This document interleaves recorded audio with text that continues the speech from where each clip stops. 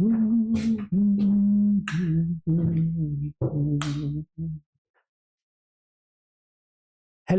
कैसे हैं आप लोग? मस्त, जबरदस्त। स्वागत है आपका एकमी क्लासेस में। बहुत दिनों बाद ये वीडियो आप देखेंगे, लगभग मेरे ख्याल से 3 महीने बाद। वीडियो डिस्टर्ब था, 11th क्लास में कुछ वीडियो बन रही थी, कुछ ऐसे सिचुएशन थे कि वीडियो हमने जो है सब्जेक्ट का बनाया नहीं। लेकिन अब जो है क्लास 12th और क्लास 10th के बच्चों के लिए खुशखबरी है ये कि अब एग्जाम के मौसम आ गए हैं और बच्चे बहुत परेशान रहते हैं। किसी का सिलेबस नहीं हुआ है, किसी को कोई चैप्टर समझ में नहीं आया है, बहुत सारी प्रॉब्लम्स उनको होती हैं। ठीक है, तो इस कारण से क्या है कि बच्चे जो है टेंशन में है इस टाइम पे। दिसंबर आने वाला है, जनवरी 2 महीने और फेब में आपके एग्जाम्स हैं, और फेब में एग्जाम होंगे तो टेंशन तो होगी ही कि एग्जाम नजदीक आ गया है, साल भर कुछ पढ़ा नहीं। बहुत सारे बच्चे, मैं हंस नहीं रहा हूं, मैं हंस रहा हूं इसलिए ये टेंशन मुझे भी कभी होती थी। और भी बच्चे हैं जो हमें टेंशन में रहते हैं कि ये तो मेरा हुआ नहीं सब्जेक्ट, ये हो गया वो हो गया। तो क्लास 12th का मैं आप लोगों को बता दूं कि क्लास 12th जो है, ठीक है, क्लास 12th का जो है हम लोग जो क्लास 12th का फिजिक्स जो है, जो बच्चे ज्यादा टेंशन में है कि फिजिक्स मेरा जो है बड़ा गड़बड़ चल रहा है, फिजिक्स की स्थिति मेरी खराब है, तो 12th क्लास का फिजिक्स की टेंशन आप ना लें। मैं जो है जो वीडियो जो भी आपको मिलेगा, ठीक है, मेरे ख्याल से थोड़ा सा इसका बैकग्राउंड चेंज किया जाए, क्योंकि बैकग्राउंड चेंज होगा क्योंकि ये बच्चों को मेरे ख्याल से दिख नहीं रहा होगा उस तरह से, तो वाइट बैकग्राउंड कर दिया जाए और ब्लैक से लिख दिया जाए।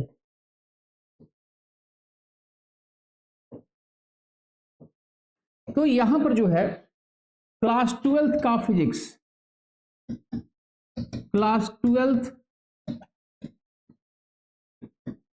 फिजिक्स जो है इसकी टेंशन नहीं लेनी है। मेन चीज फिजिक्स में क्या होता है कि कंसेप्ट है। कंसेप्ट जितना भी है, कंसेप्ट यदि कंसेप्ट को हम लोग समझ लें और उसके बाद कॉन्सेप्ट से रिलेटेड क्वेश्चन भी आता है, हम लोग पढ़ते हैं तो हमें वो समझ में आती है। यदि कंसेप्ट नहीं है तो आपको चीजें समझ में नहीं आएगी। दूसरी चीज है कि एक एमसीक्यू ऐसा, एमसीक्यू आप जब करने जाते हैं तो एमसीक्यू ऐसा सेक्शन है जिसमें आपका लगभग जो है न्यूमेरिकल्स, शॉर्ट आंसर क्वेश्चंस ये भी तैयार हो जाते हैं। तो कंसेप्ट और एमसीक्यू पर यदि आप ज्यादा फोकस करते हैं तो आपके कंसेप्ट भी तैयार होंगे, 1 मार्क्स 2 मार्क्स क्वेश्चन भी आपके लगभग तैयार हो जाते हैं, न्यूमेरिकल्स भी आपके तैयार हो जाते हैं। तो मैं आप लोगों को इस क्या करूंगा, वीडियो जो भी दूंगा उसमें हर चैप्टर के कंसेप्ट, कंसेप्ट हर टॉपिक का कंसेप्ट और क्या हर टॉपिक से क्वेश्चन पूछ सकता है, किस तरह का क्या क्वेश्चन आ सकता है, मैं वहां पर डिस्कस करता चला जाऊंगा सारा कि जो भी टॉपिक है हमने कंसेप्ट को समझा, कंसेप्ट समझने के बाद इससे क्या क्या क्वेश्चंस आ सकते हैं वो हम लोग देखेंगे। तो कोशिश मेरी है कि 2 से 3 वीडियो के अंदर जो है एक चैप्टर का कंसेप्ट हम लोग कवर कर लें। एक वीडियो का लेंथ मुश्किल से 40 से 45 मिनट या 1 घंटे का हो सकता है, तो उसमें हम लोग क्या करें, उसको कवर करें। 2-3 वीडियो में जो कंसेप्ट को कवर करें, उसके बाद मैं कुछ एमसीक्यू कराऊंगा। लगभग हम लोग 40-50 एमसीक्यू लगभग हम लोग करेंगे, और कोशिश ये रहेगी कि हर टॉपिक से हम लोग थोड़ा सा उसको एमसीक्यू को कवर कर ले। ज्यादा भी हो सकता है एमसीक्यू यदि जल्दी जल्दी हम लोग करेंगे तो मेन है कंसेप्ट, ठीक है। और क्लास 10th में जो बच्चे हैं उनका साइंस का जो है, उनकी साइंस में थोड़ी प्रॉब्लम होती है। साइंस में जो उनका है, क्योंकि साइंस उनका जो है उसमें फिजिक्स भी होता है, केमिस्ट्री भी होता है और बायोलॉजी भी होता है। इसमें मेन जो है फिजिक्स और केमिस्ट्री के सेक्शन हम लोग देखेंगे, ठीक है। बायोलॉजी तो बच्चे अक्सर क्या होता है कि पढ़ ही लेते हैं, रट ही लेते हैं बच्चे जो है कितने, तो फिजिक्स और केमिस्ट्री वाला सेक्शन मैं आप लोगों को अच्छे से करा दूंगा, ठीक है।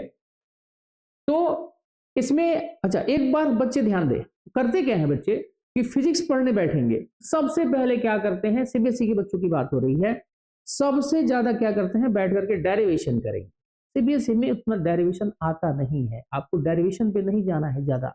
यदि आप इस समय से यानी आप मान लो कि नवंबर तो हाफ ऑफ नवंबर तो निकल गया, यदि इस समय से आप हर डेरिवेशन को बैठ करके करेंगे, डेरिवेशन करते रहेंगे, 2 बार करेंगे, 4 बार, 5 बार करेंगे, उसको रटने की कोशिश करेंगे, तो वो आपके लिए प्रॉब्लम की बात है। तब आपका क्या होगा, समय कंज्यूम होगा। समय कंज्यूम होगा तो आप सिर्फ डेरिवेशन में लगे रहेंगे, कंसेप्चुअल क्वेश्चन नहीं पढ़ेंगे, जो थोड़े से रीजनिंग वाले क्वेश्चन से आप नहीं पढ़ेंगे, न्यूमेरिकल नहीं पढ़ेंगे, तो बहुत बड़ा सेक्शन आपका गायब हो जाएगा। और सीबीएसई में जो डेरिवेशन कितने आते हैं, मुश्किल से कोई एक आ गया तो आ गया, 2-3 डेरिवेशन कभी आते नहीं। आप क्वेश्चन उठा के किसी भी साल का देख लेना, उसमें आते नहीं है। तो डेरिवेशन पे इस टाइम पे फोकस नहीं करना है। यदि आपको, आप ये मान के चलो, जो बच्चे जो है फिजिक्स में उनको प्रॉब्लम हो रही है, तो 70 का पेपर होगा आपका, 30 तो प्रैक्टिकल है, प्रैक्टिकल में मिल ही जाते हैं नंबर, 25 तो मिनिमम 25 तो मिल ही जाते हैं, ऐसा कुछ तो है नहीं, सारी इंडिया के बच्चे जानते हैं ये तो मिलना है, तो वो तो मान लो कि फिक्स है। चलो हटाओ, 70 में से आप ये मान के चलो कि डेरिवेशन जो कितने का आएगा, 3 मार्क्स का, 4 मार्क्स का, 5 का, इससे ज्यादा तो नहीं आ सकता। तो 65 बच गया ना, तो पहले आप 65 पर फोकस करें। यदि आप 65 मार्क्स पे फोकस करें, 5 मार्क्स मान के चलो कि चलो कोई डेरिवेशन आएगा, मेरे से नहीं होना, डेरिवेशन थोड़ा होता है, ड्राइव करते हैं उसको, थोड़ा मैथमेटिकल टर्म्स होते हैं, कैलकुलेशंस होते हैं, कंसेप्ट के साथ लेके आगे बढ़ते हैं, तो डेरिवेशन तो जरूरी है, लेकिन वो शुरुआत में किया जाता है। अभी आप करेंगे तो आपको कोई फायदा नहीं, वो मुश्किलात आना ही आना है। तो 65 पे आप फोकस करें। मान के चलो कि 5 मार्क्स का जो डेरिवेशन आएगा वो मुझे नहीं करना, मान के चलते हैं ना, हो सकता है कि लास्ट में यदि मैं कुछ डेरिवेशंस कराऊंगा उसमें से आ गया तो जय जय, सारी चीज बेहतर हो जाएगी। तो 65 का पर फोकस करें। 65 में क्या फोकस करना है, 65 में फोकस करना है हर चैप्टर के फॉर्मूले पे। क्या, हर चैप्टर के फॉर्मूले पे, ठीक है, हर चैप्टर के फॉर्मूले पे, ठीक है। फॉर्मूला कैसे, फॉर्मूले को कंसेप्ट के साथ याद करना है। एबीसीडी तो है नहीं, ऐसे याद कर लिया ABCDEFGHIJK, ऐसा तो कुछ है नहीं। तो यहां पर जो हम लोग हर चैप्टर में क्या करेंगे, पहले फॉर्मूले को पर कंसेप्ट करेंगे, फॉर्मूले पे फोकस करेंगे। फॉर्मूला कैसे याद करना है, तो कंसेप्ट के साथ, फॉर्मूले को भी समझ के याद करना है कि कौन कौन सी कंडीशंस है, तो इसके साथ ही होगी, मैं बताऊंगा आपको। आप सिर्फ वीडियो देखें, उसके साथ बने। फॉर्मूला के बाद हम लोग क्या करेंगे, मेरा है हम लोग एमसीक्यू करेंगे। एमसीक्यू जब करते हैं हम लोग, इसमें देखो एमसीक्यू ऐसा नहीं है कि एमसीक्यू बाहर से आता है, एमसीक्यू क्वेश्चन करने के लिए भी तो आपको कंसेप्ट चाहिए। तो जब आपका कंसेप्ट है, और यदि किसी भी चैप्टर के डिफरेंट टॉपिक से 40 to 50 यदि आप एमसीक्यू करते हैं अच्छे वाले, तो ये 40 से 50 एमसीक्यू जब डिस्कस आप करते हैं, तो उसमें आप क्या डिस्कस करते हैं, आपको यदि इसके आंसर आते हैं तो इसका मतलब आपको शॉर्ट आंसर क्वेश्चन कर सकते हो, आप 2 मार्क्स 3 मार्क्स वाले क्वेश्चन भी कर सकते हो, ठीक है। न्यूमेरिकल्स भी एमसीक्यू में रहते हैं। एमसीक्यू यदि आप अच्छे से कर लेते हो, फार्मूला कंसेप्ट के साथ प्लस एमसीक्यू आप अच्छे से कर लेते हैं, तो हो सकता है कि बहुत सारा रीजन कवर हो जाता है। जहां तक लॉन्ग क्वेश्चन की बात है, ठीक है, अब यहां पर कंसेप्चुअल क्वेश्चन जो आते हैं, ठीक है, कंसेप्चुअल क्वेश्चंस आते हैं आपके 1 मार्क्स 2 मार्क्स 3 मार्क्स, तो वो भी कवर हो जाएंगे। फार्मूला आपके पास है, कंसेप्ट है, और थोड़ा बहुत तो क्वेश्चन तो आप तो कहीं ना कहीं से पढ़ोगे, कंसेप्ट रहेगा, वो कंसेप्ट आपको समझ में आएगा, समझ में आने के साथ ये भी एमसीक्यू कवर करोगे तो ये भी कवर हो जाएगा एमसीक्यू के साथ। अब रह गया कि डेरिवेशंस वगैरह 5 मार्क्स क्वेश्चन, तो 5 मार्क्स क्वेश्चन में एग्जैक्ट कोई 5 मार्क्स का क्वेश्चन नहीं आता है, उसमें क्वेश्चन को स्प्लिट करके दिया रहता है, 2 + 1 + 1 + 1 या 3 + 1 + 1 ऐसे, या 3 and 2 ऐसे स्प्लिट करके क्वेश्चन जो होता है लॉन्ग क्वेश्चन में रहते हैं। एग्जैक्ट 5 ऐसे तो आते नहीं है, तो उसमें भी क्वेश्चन जो है एक तरह से शॉर्ट क्वेश्चन है, यदि आप एमसीक्यू किया है तो क्वेश्चन ये पकड़ में आ जाएगा, ये होगा तो ये भी पकड़ में आता है। तो मेन है कि फॉर्मूला और एमसीक्यू यदि अच्छे से हम लोग कर ले, हम लोग डिस्कस कर ले, तो ये क्वेश्चन भी पकड़ में आ जाते हैं। और इसमें तो सारा इंपोर्टेंट इस पे है ना, सारा का सारा खेल इस पे है, ये इसको आप समझ गए तो समझ गए। और जो भी वीडियो मैं फॉर्मूले से रिलेटेड या कंसेप्ट से रिलेटेड बनाऊंगा उसको आप देख लेंगे, तो उससे मैक्सिमम चीजें आपको वहां मिल जाएंगी और आपका स्कोर अच्छा हो सकता है। 65 जो है ना, 5 चलो मैं मान के चलता हूं कि डेरिवेशन एक हटा ही देता हूं मैं, चल नहीं करना मुझे, तो 65 तुम कर सकते हो, ये बात ध्यान रखना है, ठीक है। तो चलिए बिना किसी देरी के हम लोग शुरुआत करेंगे यहां पर, ठीक है। इलेक्ट्रोस्टैट पहले कवर करेंगे, इलेक्ट्रोस्टैट के बाद आगे, तो चलो बिना किसी टेंशन के हम लोग शुरुआत कर रहे हैं। और शुरुआत जब करेंगे तो कंसेप्ट के साथ करेंगे, और आप ध्यान देना है कि जो भी टॉपिक मैं टच करूंगा, जो भी टॉपिक, हाँ ये टॉपिक है, क्या क्वेश्चन आएगा मैं आपको वहीं पर बता दूंगा। तो यदि आप वीडियो देख रहे हैं तो इसको कॉपी और नोटबुक लेके बैठे, जो भी टॉपिक है उसको लिख ले, और जो भी जरूरत की चीजें हैं यदि आप वीडियो के साथ साथ एक लिखते चले जाएंगे, नोट्स भी बना लेंगे, तो आपके पास एक नोट्स भी रहेगा और साथ साथ उसको आप आराम से याद कर सकते हैं समझ करके। जहां भी फिर कभी दिक्कत हो तो आप वीडियो खोल के देख लो, वहां पे कॉन्सेप्ट समझ में आ जाएगा। आप यदि हमारे साथ रहेंगे, लगातार वीडियो आपको मिलती रहेंगी, तो 31 जनवरी तक हमारा आराम से फिजिक्स बहुत अच्छे से हो जाएगा। टेंशन की कोई बात नहीं है। यदि आपने फिजिक्स नहीं पढ़ा है अभी तक तो कोई टेंशन की बात नहीं है, हमारे साथ बने रहिए और टेंशन को उठा के फेंकिए बाहर। फिजिक्स की टेंशन तो छोड़ ही दो भाई, मेरे साथ आओ। मैं Jay Pathak, technique physics factory, technique classes, physics faculty. शुरू करते हैं हम लोग कौन सा, फर्स्ट चैप्टर इलेक्ट्रोस्टैट का, और देखते हैं कि उसमें क्या है। चलिए ठीक है, बैकग्राउंड ब्लैक कर दो तो बच्चों को ज्यादा अच्छा लगेगा।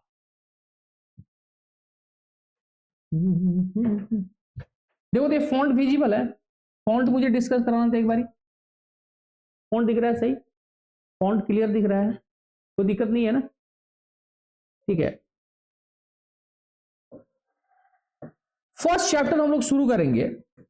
फर्स्ट चैप्टर्स में क्या है, ठीक है। फर्स्ट चैप्टर यदि हम लोग देखेंगे, यहां पर मैं थोड़ा सा अपना ये भी ले लेते हैं हम लोग, पीडीएफ जो है, जरूरत पड़ने पर इसको हम लोग इस्तेमाल करेंगे। सबसे पहले टॉपिक, अब आ जाओ जहाज पे बैठ जाओ भाई और सीट बेल्ट बांध लो, ठीक है ना? सीट बेल्ट बांध लोगे तो ज्यादा अच्छा रहेगा। अरे भाई क्या हो रहा है ये, एक तो इरेजर इतना छोटा हो गया ना कि दिक्कत कर रहा है। तो सबसे पहले जो है इसमें आपको ध्यान देना है, आप शुरू हो जाओ, दिमाग में डालते जाओ कि एग्जाम में क्वेश्चन क्या आएंगे क्या नहीं आएंगे, ठीक है।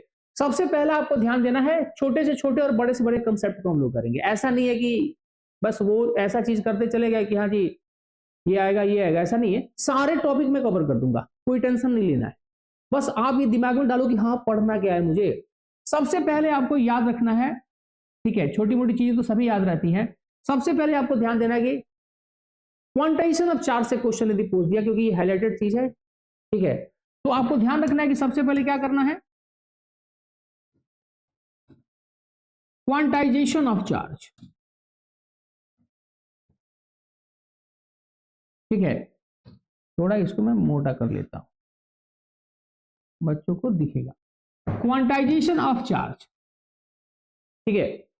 क्वांटाइजेशन ऑफ चार्ज जो है ये पूछता है, क्वेश्चन में पूछ देगा क्वांटाइजेशन ऑफ चार्ज क्या है। तो यहां पर देखो, आपने एक फॉर्मूला देखा होगा कि क्वांटाइजेशन ऑफ चार्ज में एक फॉर्मूला यूज होता है कि किसी भी बॉडी पर जो चार्ज होगा, किसी भी बॉडी पर चार्ज होगा, वो क्या होता है, n इंटू ई के इक्वल होता है। n यहां पर जो होता है, ये सब ध्यान रखना है कि ये इंटीजर है।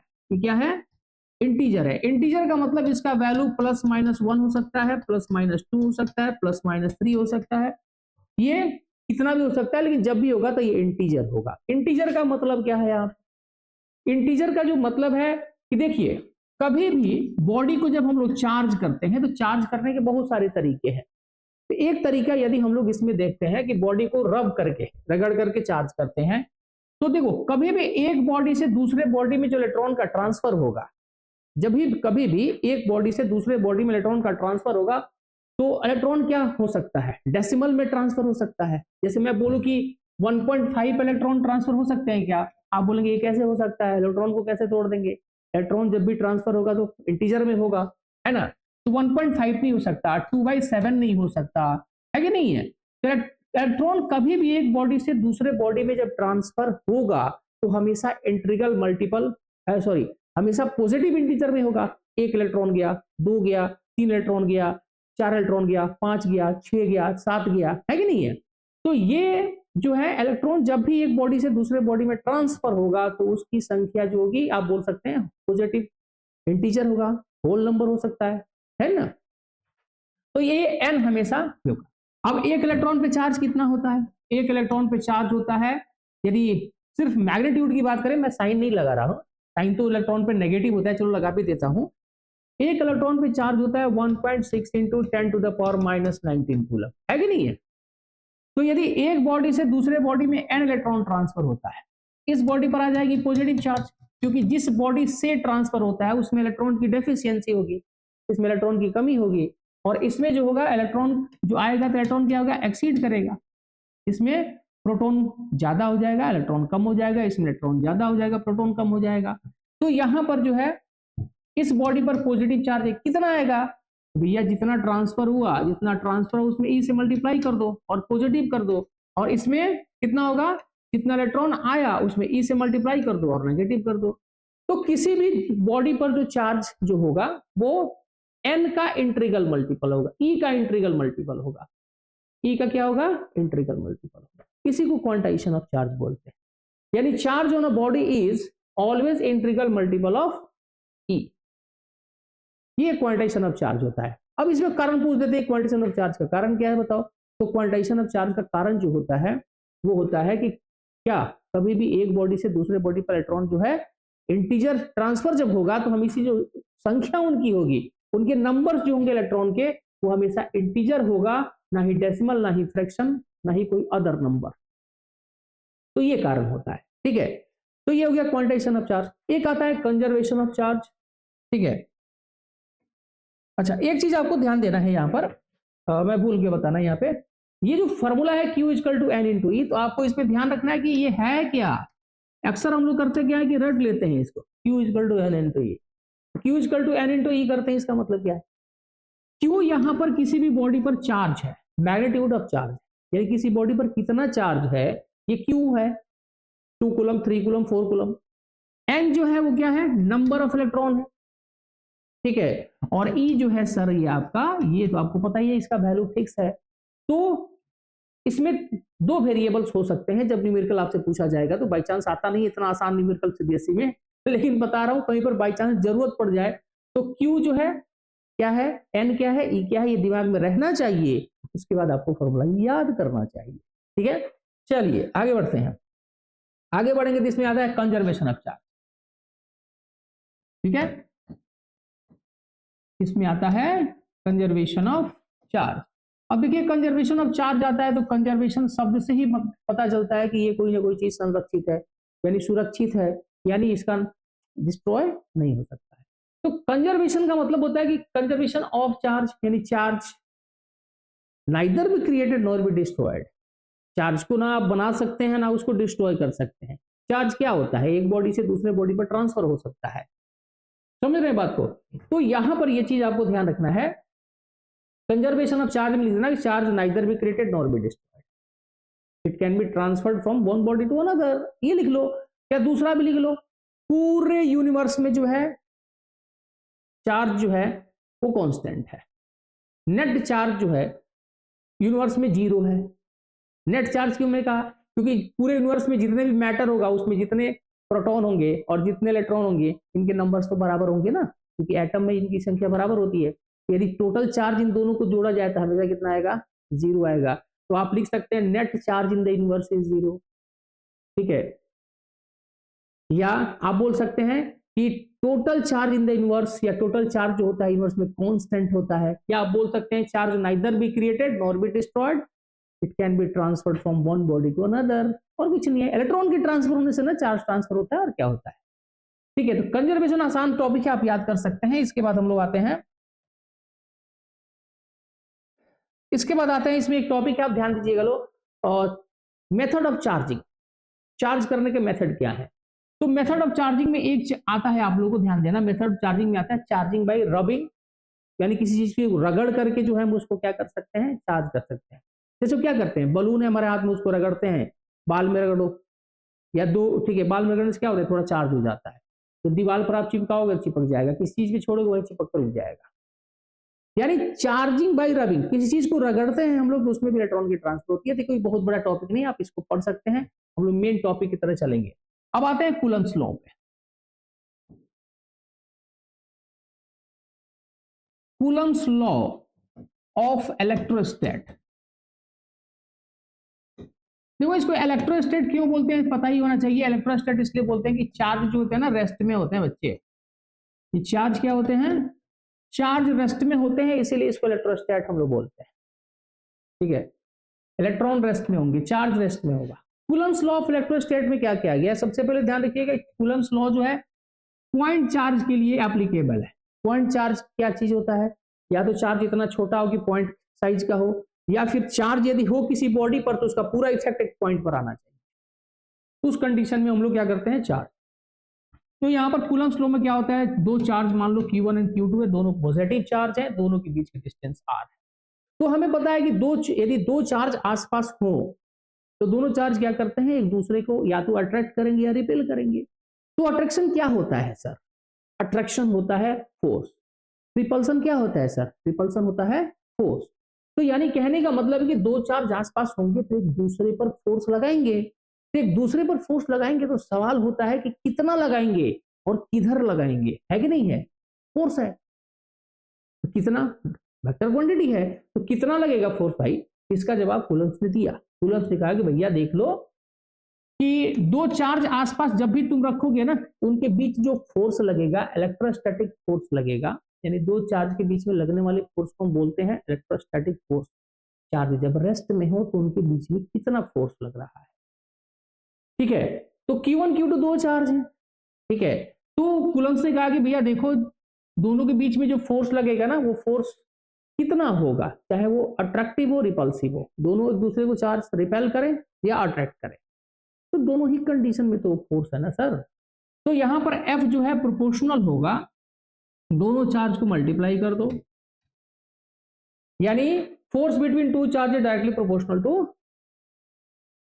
Product of magnitude of charges, product of magnitude of charge. और F जो होता है दोनों के बीच के डिस्टेंस का जो होता है ये होता है, यानी ये होता है 1/r²। ठीक है, तो देखो F इसके प्रोपोर्शनल है और F इसके प्रोपोर्शनल है, तो जब एक ही क्वांटिटी दो चीज के प्रोपोर्शनल होता है तो इसका मतलब ये क्या होता है कि इन दोनों को मल्टीप्लाई करेंगे उसके भी प्रोपोर्शनल होगा, यानी F proportional to Q1 Q2/r²। जब आप यहां से प्रोपोर्शनल साइन हटाएंगे तो यहां पर क्या आ जाएगा? K कांस्टेंट एक आता है, क्योंकि प्रोपोर्शनल साइन जब भी हटाते हैं तो कांस्टेंट आता है, Q1 Q2/r²। K यहां पर क्या है? K एक कांस्टेंट है जो इसका वैल्यू होता है वैक्यूम में 1/4/ε। बच्चों आपको ध्यान देना है कि अभी हमने यहाँ पर कोई जो है किसी भी तरह का जो है कोई चार्ज कोई मीडियम नहीं है दोनों के बीच। यहाँ पर इन दोनों के बीच में जो है कोई भी मीडियम नहीं है, खाली जगह है, वैक्यूम है, कुछ भी नहीं है, तो उसको बोलते हैं वैक्यूम या निर्वात बोलते हैं। तो वैक्यूम के लिए K की वैल्यू होती है 1/4/ε0 और इसकी वैल्यू होती है 9 × 10⁹। यही सब चीजें याद रखनी है। यूनिट K का क्या रखेंगे? तो K का यूनिट क्या रखेंगे? तो देखो यदि आपको ये फॉर्मूला दिमाग में है तो आप इसका यूनिट देख के कैलकुलेट करते सकते हैं। F का यूनिट होगा न्यूटन, r² जाकर उधर मल्टीप्लाई होगा तो न्यूटन मीटर स्क्वायर, और Q1 Q2 जो है कूलम हो जाएगा, कूलम स्क्वायर, उधर जाके डिवाइड करेगा तो पावर -2 हो जाएगा, यानी 9 × 10⁹ न्यूटन मीटर स्क्वायर पर कूलम स्क्वायर। ठीक है, अब यहां पर इसकी वैल्यू आपको याद रखनी है। अब यहीं से कहानी शुरू होती है, देखिए यहीं से कहानी शुरू होती है। जब भी दो चार्ज के बीच में दोनों चार्ज यदि वैक्यूम में है, कहां है? वैक्यूम में है, तो आप ये फॉर्मूला लगाएंगे और इससे रिलेटेड न्यूमेरिकल्स आ सकते हैं। न्यूमेरिकल हम लोग करेंगे। तो जब भी दो चार्ज के बीच में पॉइंट चार्ज, जब भी दो पॉइंट चार्ज हो उनके बीच का फोर्स निकालना हो तो F Q1 Q2/r² का इस्तेमाल आप करेंगे। K का वैल्यू वैक्यूम में कितना होता है? इतना होता है, आपको याद रखना है। इससे आपको K का यूनिट भी मिल जाता है, और जब यूनिट मिल जाता है तो डायमेंशन भी आप निकाल सकते हैं। इसका कोई दिक्कत वाली बात इसमें, इसका डायमेंशन भी आप कैलकुलेट कर सकते हैं। ठीक है, पक्की बात। अब थोड़ा सा आगे बढ़ते हैं इसको लेकर के। ठीक है, इसको जब आगे बढ़ेंगे तो K जो है, यहां पर एक शब्द आया है ε0। ये ε0 क्या है? एप्सिलॉन, इसको बोलते हैं एप्सिलॉन, या E बोलते हैं बच्चे तो E बोल लो। ε0 क्या है? ε0 ये शब्द है परमिटिविटी। ये सब क्या है? परमिटिविटी। और किसका परमिटिविटी सर? यह है permittivity of free space. Free space का मतलब वैक्यूम को फ्री स्पेस बोलते हैं, यानी ये परमिटिविटी ऑफ फ्री स्पेस है। ये एप्सिलॉन जो दिख रहा है ये वाला, ये परमिटिविटी बोलते हैं। और वैक्यूम के लिए इसका वैल्यू कितना होता है याद रखना है आपको, क्योंकि एमसीक्यू में ये चिपका सकता है मतलब कि 4 ऑप्शन तो रहेंगे, उसमें से ये भी एक चिपका रह सकता है और पूछ देगा कि what is the value of permittivity of free space, यानी एप्सिलॉन नॉट की वैल्यू कितनी होगी, ये आपको याद रखना है। ये 8.85, कहीं कहीं पर ये 4 भी लिखा रहता है, ध्यान दीजिएगा, कहीं कहीं पर ये 4 भी लिखा रहता है, इंटू 10⁻⁻12। अब यूनिट क्या लिखेंगे इसका बच्चे, अब टेंशन में आ जाते हैं कि इसका यूनिट क्या लिखें, तो भैया यूनिट क्या लिखें, ये देखो एप्सिलॉन और के क्या है, एक दूसरे को उल्टा है, उल्टा मतलब रेसिप्रोकल, के और एप्सिलॉन उल्टा है ना, तो इसको क्या करो, इसको तो रिवर्स मार दो, इसको इनवर्स जब कर दोगे इसका, तो एप्सिलॉन नॉट का यूनिट आ जाएगा, यानी ये हो जाएगा यूनिट। जब इसका लिखेंगे तो लिख दीजिए यहां पर, इसी को पलट दो पूरा, ये हो जाएगा पर न्यूटन पर मीटर स्क्वायर कूलम स्क्वायर। इसको जैसे मर्जी आप अरेंज करके लिखें, इसी का रेसिप्रोकल याद कर लो। देखो ये सब चीज में ट्रिक बता रहा हूं तो उसको ध्यान रखना, ये सब ट्रिक दिमाग में रखोगे। अभी अभी समय क्या है, अभी स्मार्ट बनने का समय है। जितना ज्यादा दिमाग को स्मार्ट रखोगे, जितना ज्यादा चीजों क्लू को पकड़ोगे, ठीक है, उतना अच्छा रहेगा। और ये मान के मैंने कहा है कि 31 जनवरी तक पूरा सिलेबस खत्म हो जाएगा, तो ध्यान रखना है कि खत्म करने के लिए आपको थोड़ा स्मार्ट दिमाग रखना पड़ेगा, अपने फोकस को बढ़ाना होगा। जैसे कैमरे का फोकस इस समय जो है व्हाइट बोर्ड, यहाँ व्हाइट बोर्ड बोल रहा हूँ, पैनल पे है, उसी तरह से फोकस आपका होना चाहिए। तो याद रखना कि ये इसका इनवर्स कर दोगे ना, तो इसका यूनिट आ जाएगा, किसका, परमिटिविटी का यूनिट आ जाएगा। कोई भी परमिटिविटी हो, कोई फर्क नहीं पड़ता है, चाहे वो फ्री स्पेस का परमिटिविटी हो, चाहे किसी मीडियम का परमिटिविटी हो, कोई दिक्कत वाली बात नहीं है। तो ये है हमारा कूलम्स लॉ। अब एग्जाम में आता है write Coulomb's law in vector form. तो Coulomb's law in vector form में जो है उस पर ध्यान क्या देना है, Coulomb's law in vector form आता है तो उसको आप देख के वेक्टर फॉर्म में सिर्फ लिखना है, कोई बहुत बड़ी चीज उसमें नहीं है, तो उसको आप कर लेना। मैं चलता हूं उससे आगे, ठीक है। अब हम लोग कंसेप्ट देखेंगे डाइलेक्ट्रिक कांस्टेंट का। मैंने बता दिया कि right the Coulomb's law in vector form जो है एग्जाम के, स्कूल के एग्जाम में, प्री बोर्ड में, या फिर हो सकता है कि कभी कभी चिपका देता है, लेकिन इतना कोई इंपॉर्टेंट नहीं है। Write Coulomb's law in vector form, आप ये क्वेश्चन नोट कर लीजिए, एक बार देख लीजिएगा कैसे लिखा जाता है, बस उसको देख लीजिएगा, ऐसे लिखा जाता है लिख दीजिएगा, उसमें कोई बहुत बड़ा कंसेप्ट नहीं है। डाइलेक्ट्रिक कांस्टेंट की तरफ हम लोग बढ़ेंगे, जो टॉपिक इंपॉर्टेंट है, जो जरूरी है, जिससे क्वेश्चंस आते हैं। तो डाई इलेक्ट्रिक, इतना बड़ा इरेजर कैसे हो गया, डाई इलेक्ट्रिक कांस्टेंट क्या होता है, ठीक है। डाइलेक्ट्रिक कांस्टेंट या इसको रिलेटिव परमिटिविटी, रिलेटिव परमिटिविटी भी बोलते हैं इसको, डाइलेक्ट्रिक कांस्टेंट या रिलेटिव परमिटिविटी। डाइलेक्ट्रिक कांस्टेंट या रिलेटिव परमिटिविटी में क्या है, ठीक है। तो देखो यहां पर यदि दो चार्ज को, जैसे दो चार्ज ले लो Q1 Q2, बीच की डिस्टेंस R, और यहां पर जो मीडियम है इसके बीच में सर हमने वैक्यूम रखा है, कितना रखा है, वैक्यूम रखा है। जैसे मान लो कि दो चार्ज है Q1 Q2, इसको वैक्यूम में रख दिया, तो ये दो चार्ज जब वैक्यूम में रखेंगे यहां पर, और इन्हीं दो चार्ज को किसी मीडियम में डाल दो, जैसे इन्हीं दो चार्ज को पानी में डाल दो, या इनके बीच में कुछ जो है इनके बीच में कागज डाल दो, मिट्टी डाल दो, मतलब दोनों के बीच में कुछ ना कुछ मीडियम डाल दो, ठीक है। दोनों चार्ज के बीच में, सॉरी, यहां पर जो है Q1 Q2 डिस्टेंस R, यहां पर हमने कुछ मीडियम डाल दिया, तो थोड़ा सा मैं कुछ कलर ले लेता हूं इसमें, ठीक है।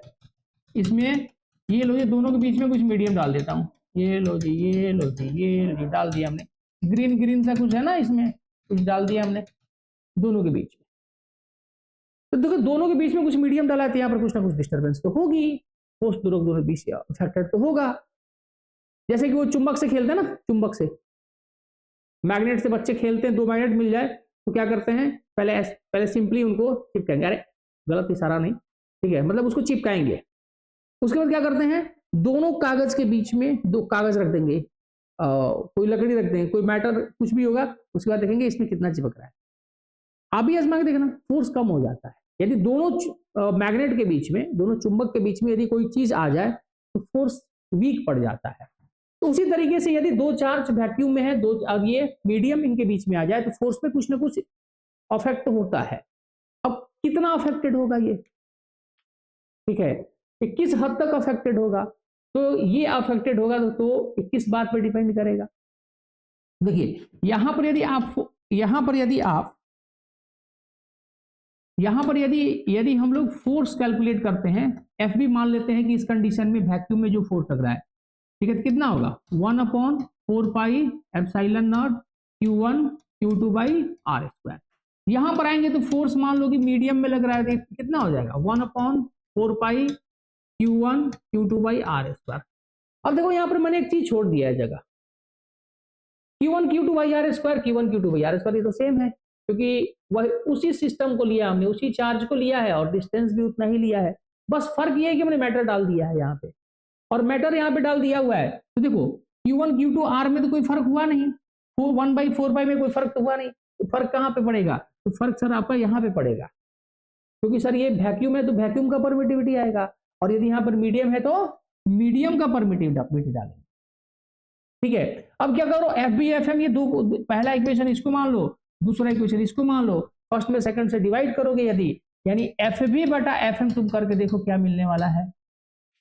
यानी वैक्यूम में जितना फोर्स लग रहा है और मीडियम में जितना फोर्स लग रहा है, दोनों को डिवाइड करके देखो कितना आ रहा है। तो दोनों को डिवाइड करोगे तो पता है, देख ये वाला टर्म कट जाएगा, 4/4 कट जाएगा, ऊपर बचेगा 1/एप्सिलॉन नॉट, नीचे बचेगा 1/एप्सिलॉन, देख ये ऊपर जाएगा ये नीचे आएगा, यानी F B by F M equal to हो जाएगा एप्सिलॉन बाई एप्सिलॉन नॉट।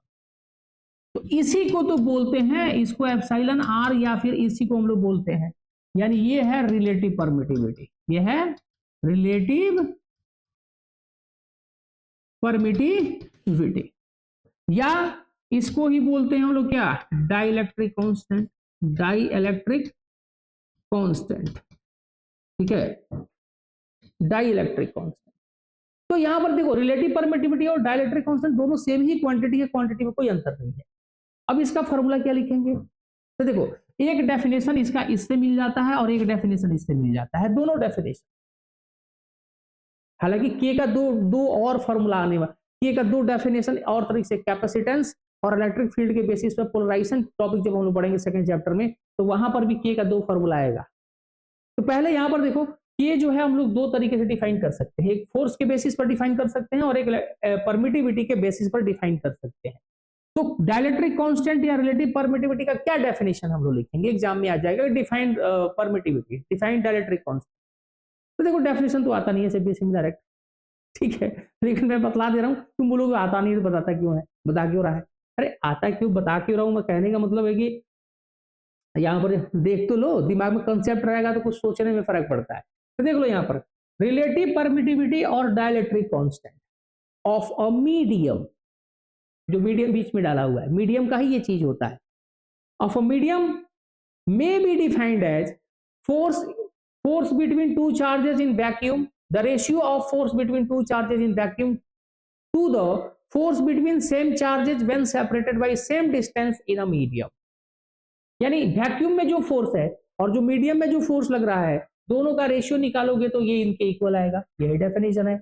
दूसरा क्या है, डेफिनेशन क्या है, रिलेटिव परमिटिविटी और डाइलेक्ट्रिक कांस्टेंट में बी डिफाइंड एज, ठीक है, ratio of permittivity of medium to the permittivity of free space, ये डेफिनेशन हो जाएगा।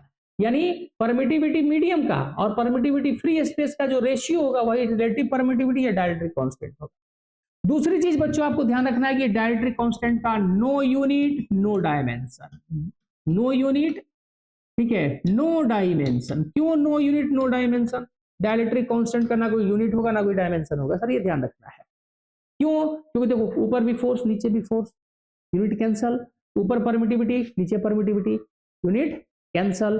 तो यहां पर जो है ये कहानी इसकी हिट हो जाती है कि कोई यूनिट कोई डायमेंशन डाइलेक्ट्रिक कांस्टेंट या रिलेटिव परमिटिविटी का नहीं होगा। ज्यादा फास्ट तो नहीं चल रहा हूं मैं, बहुत ज्यादा फास्ट तो नहीं है ना, चीजें समझ में आ रही हैं। इतने पर बच्चे पढ़े तो थोड़ा तेज चलेंगे तब तो 2-3 में सारा कवर हो जाएगा कंसेप्ट, कंसेप्ट में कोई भी छोड़ नहीं रहा हूं, पूरा कवर कर रहा हूं यहाँ, कोई दिक्कत है?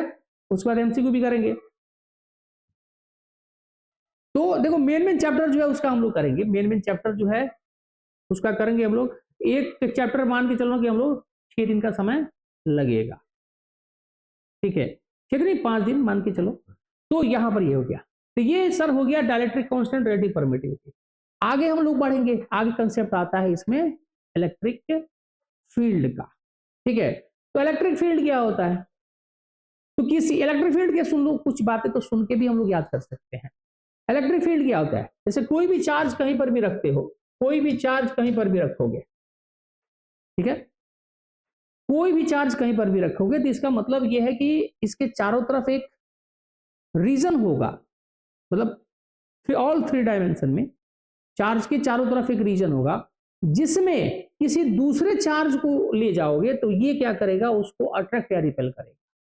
जैसे इसके चारों तरफ कहीं से भी, आगे पीछे ऊपर नीचे दाएं बाएं आड़े तिरछे, कहीं से भी एक दूसरा चार्ज तुम ले जाओगे तो ये क्या करेगा, उसको अट्रैक्ट या रिपेल करेगा।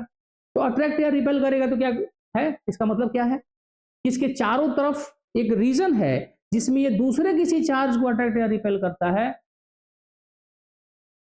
तो उस रीजन को हम लोग क्या बोलेंगे, इलेक्ट्रिक फील्ड रीजन। इसके लिए इलेक्ट्रिक फील्ड रीजन होगा। अब इलेक्ट्रिक फील्ड रीजन तो होगा, लेकिन इलेक्ट्रिक फील्ड रीजन में इलेक्ट्रिक फील्ड की स्ट्रेंथ अलग अलग पॉइंट पे कैसे होगी। जैसे मान लो कि ये इसका इलेक्ट्रिक फील्ड रीजन है, ये इसका इलेक्ट्रिक फील्ड रीजन है, इस रीजन में कोई भी चार्ज आएगा तो ये इसको इस पर फोर्स लगाएगा। ये चारों तरफ का रीजन इलेक्ट्रिक फील्ड हो गया, जिसमें किसी दूसरे चार्ज पर ये फोर्स लगा सकता है। तो तुम बताओ कि यदि यहां पर एक चार्ज को रखा जाए, यहां पर एक चार्ज को रखा जाए, और यहां पर एक चार्ज को रखा जाए, और यहां पर एक चार्ज को रखा जाए, कहां पर सबसे ज्यादा फोर्स लगेगा, किस चार्ज पर, किस चार्ज पर सबसे कम फोर्स लगेगा?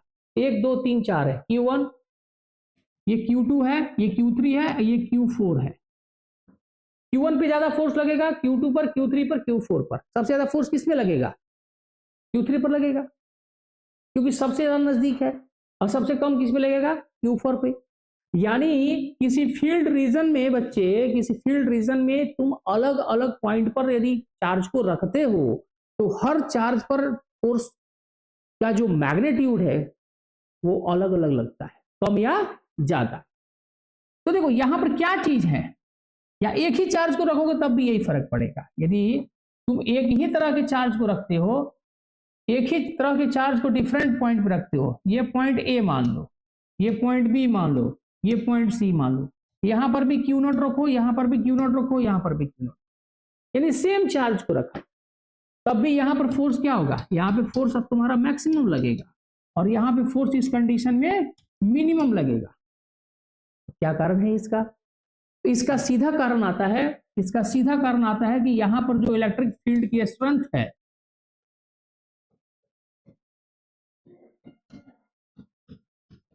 इलेक्ट्रिक फील्ड की जो स्ट्रेंथ है यहां पर क्या है, वीक है, और यहां पर क्या है, इलेक्ट्रिक फील्ड की जो स्ट्रेंथ है वो स्ट्रॉन्ग है, ठीक है। यानी यहां पर फील्ड स्ट्रॉन्ग है, यहां पर फील्ड वीक है। तो यहां पर एक कंसेप्ट आ जाता है इलेक्ट्रिक फील्ड इंटेंसिटी या इलेक्ट्रिक फील्ड स्ट्रेंथ। क्या होता है electric field intensity, electric field, तो देखो यहां पर यदि कोई चार्ज है, इस चार्ज के चारों तरफ जो फील्ड होगा उसको इलेक्ट्रिक फील्ड बोलेंगे। अब मान लो यहां पर स्ट्रेंथ कितना होगा, यहां पर देखो, यहां पर यदि एक चार्ज तुम Q नॉट चार्ज रखते हो, Q नॉट चार्ज जो होता है बच्चा याद रखना टेस्ट चार्ज होता है, इसको क्या बोलते हैं, इसको बोलते हैं टेस्ट चार्ज।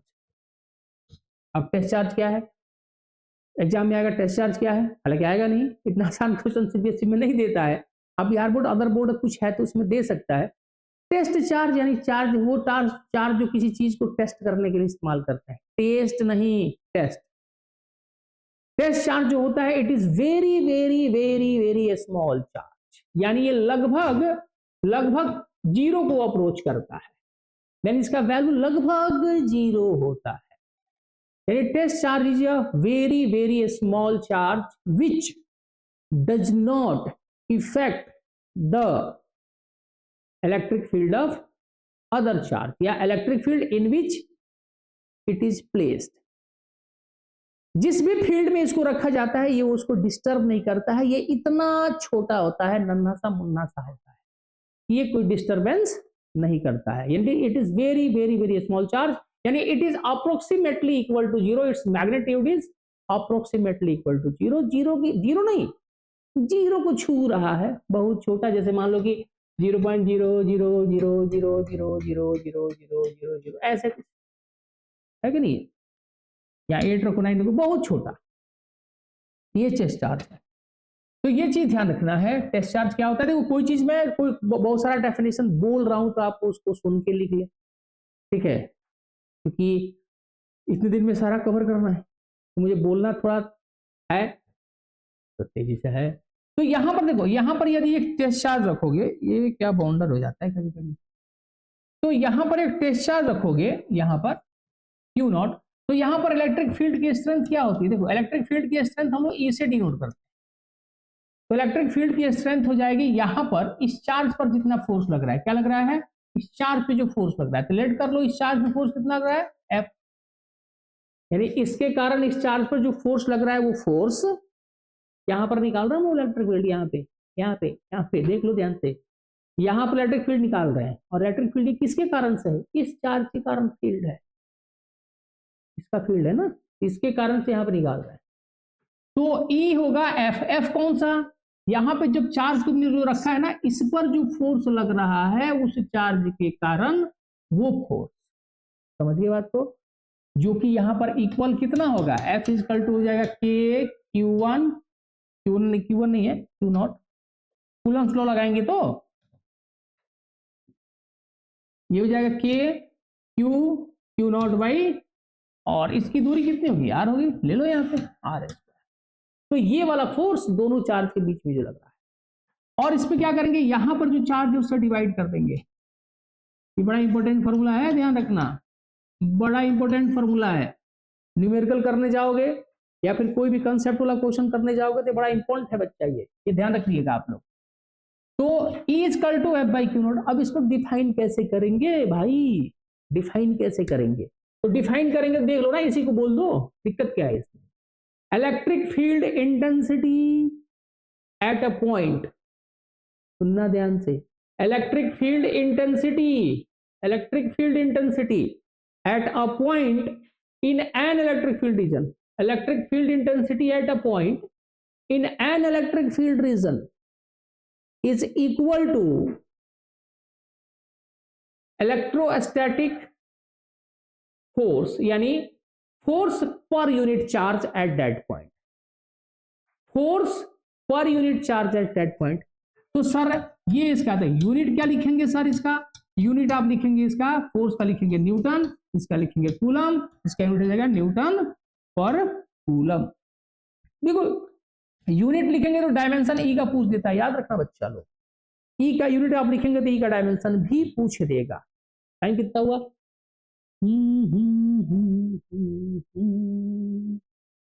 43 मिनट, ठीक है। तो न्यूटन पर कूलम, तो डायमेंशन कैसे निकालेंगे, तो देखो तुमको यूनिट यदि पता है तो डायमेंशन निकाल सकते हैं, यूनिट पता है तो डायमेंशन कैलकुलेट कर सकते हैं, देख लो कैसे हुआ।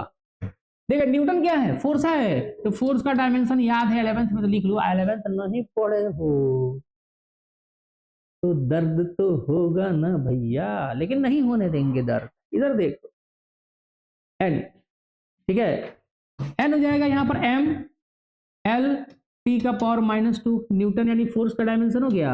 कूलम इज चार्ज का डायमेंशन होता है बच्चा 80, और इसका होगा पावर -1। क्यों 80 होगा, क्योंकि करंट बराबर होता है चार्ज बटा समय, तो बेटा चार्ज बराबर हो जाएगा करंट इनटू टाइम, क्योंकि चार्ज जो है फंडामेंटल क्वांटिटी नहीं है, ठीक है, ये करंट है, तो इसका हो जाएगा ए और इसका हो जाता है टी, तो ध्यान रखिएगा।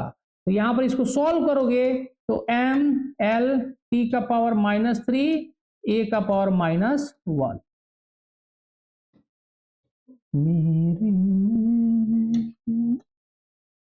एम एल टी का पावर इसे मिला करके -3 हो जाएगा टी का पावर, और a का पावर -1, ये होगा इलेक्ट्रिक फील्ड का डायमेंशन। तो चलिए आज थोड़ा सा जो है इस वीडियो में इतना ही हम लोग रखते हैं अभी फिलहाल। अच्छा नहीं, थोड़ा देख लो एक और चीज, लगे हाथ देख ही लेते हैं ना। तो देखो इलेक्ट्रिक फील्ड होगा F/Q0, ठीक है, और F कौन सा, यहां पर कोई चार्ज रखोगे तो उस पर लगने वाला फोर्स, और यहां जो चार्ज रखोगे उसी से डिवाइड कर दो, इलेक्ट्रिक फील्ड आ जाएगा। जैसे मान लो, ठीक है, यहां पर तुमने 2 कूलम फोर्स रखा और यहां पर जो फोर्स लग रहा है वो 10 न्यूटन लग रहा है इस चार्ज पे, इसी चार्ज पे फोर्स इतना लग रहा है और इस चार्ज का मैग्नीट्यूड इतना है। तो इस पॉइंट पर फील्ड कितना हो जाएगा, इस पॉइंट पे फील्ड हो जाएगा, फोर्स ऊपर रखो और इसको नीचे रखो तो कितना आ जाएगा 5, यानी 5, और यूनिट तो पता ही है न्यूटन पर कूलम होगा, अभी बताया मैंने, यानी 5 न्यूटन पर कूलम यहाँ पर इलेक्ट्रिक फील्ड की वैल्यू हो जाएगी, इलेक्ट्रिक फील्ड की स्ट्रेंथ हो जाएगी, इलेक्ट्रिक फील्ड की इंटेंसिटी हो जाएगी। अच्छा एक और चीज, ये F/Q0 इस पॉइंट पर इस चार्ज के हिसाब से कितना होगा, तो क्या दिक्कत है, F कितना है, इस पर लगने वाला F कितना है तो निकाल लो ये, यानी electric field due to a point charge at a point, यानी एक पॉइंट Q के कारण उससे R डिस्टेंस पर एक पॉइंट है, उस पॉइंट पर इलेक्ट्रिक फील्ड कितना होगा वो कैलकुलेट हम लोग कैसे करेंगे। देखो ना फॉर्मूला लगाओ ना बच्चा, E इक्वल टू F/Q0 होगा, F/Q0, F का वैल्यू कितना रखोगे, क्या यहाँ क्या निकालो दूंगा, ये जो Q0/R², और ऊपर नीचे Q0 से डिवाइड करेंगे, चार्ज जो यहाँ पर रखे हैं, जो चार्ज यहाँ पर रखे हैं उसी से डिवाइड करेंगे, Q0 से Q0 गया Q/R²। तो एक चार्ज Q के कारण उससे R, एक चार्ज Q के कारण, एक चार्ज Q के कारण, देख लो फॉर्मूला ऐसे समझ के याद करना एकदम तोता की तरह, एक चार्ज Q के कारण उससे R डिस्टेंस पर इलेक्ट्रिक फील्ड कितना होगा, 3 = KQ/R²। कौन सा Q, इसके कारण, इससे R डिस्टेंस पर, ध्यान देना फॉर्मूला रट के, ये फॉर्मूला भी बड़ा इंपॉर्टेंट है, ये फॉर्मूला तो इंपॉर्टेंट है ही, न्यूमेरिकल्स बहुत सारे आएंगे जहां पर जरूरत पड़ेगी तुम। ये फॉर्मूला है इलेक्ट्रिक फील्ड, फोर्स और ये चार्ज, इसी चार्ज पर लगने वाला ये फोर्स है। तो कहीं पर ध्यान देना, ये फॉर्मूला में इतना हो गया ना, बोर्ड पे थोड़ा मिटा भी देता हूँ, थोड़ा जरूरत काम आएगा। इसी फॉर्मूले में देखो, इसी फॉर्मूले में बच्चे भूल जाते हैं इसको, E = F/Q0 याद कर लिया, भूल गए, अरे भाई कैसे भूल गए, इसका और फॉर्मूला देखो, कहीं पर फोर्स नहीं, कहीं पर इलेक्ट्रिक फील्ड पता हो, उसमें कोई चार्ज रखा गया है तो उस पर कितना फोर्स लगेगा, F = Q × E, ये फॉर्मूला भी तो चाहिए। यदि कोई चार्ज Q किसी इलेक्ट्रिक फील्ड E में रखा गया है तो उस पर इतना फोर्स लगेगा, ये फॉर्मूला भी इसी से आया है, इसको आपको याद रखना, ठीक है। तो चलिए ज्यादा नहीं, आज के लिए इतना ही, क्योंकि आज स्टार्टिंग में थोड़ी हमने 5-10 मिनट बात भी करी थी, तो वो थोड़ा सा जरूरी था क्योंकि पहला वीडियो है। अब बिल्कुल हमारे साथ जुड़िए और चैनल को तो सब्सक्राइब कीजिए ही कीजिए, दूसरों को भी सजेस्ट कीजिए, जो बच्चे बेचारे टेंशन में है फिजिक्स में क्या होगा क्या नहीं होगा, आइए हमारे साथ, हम लोग पढ़ते हैं कंसेप्ट के साथ, उसको पढ़ेंगे रटेंगे जो भी होगा, लेकिन एग्जाम में अव्वल नंबर ला के रहेंगे, ये ही हमारी सोच होनी चाहिए और मेरी भी सोच है। तो मैं आपके साथ खड़ा हूं, आप बस वीडियो देखिए, लाइक कीजिए, सब्सक्राइब कीजिए और मस्त रहिए, खुश रहिए, पढ़ते रहिए, मोबाइल का इस्तेमाल थोड़ा सा कम कर दीजिए और रात में हूं हाँ वाला जो कहानी है उसको थोड़ा बंद कर दीजिए तो ज्यादा अच्छा रहेगा। मिलते हैं नेक्स्ट वीडियो में, वीडियो देखने के लिए बहुत बहुत धन्यवाद।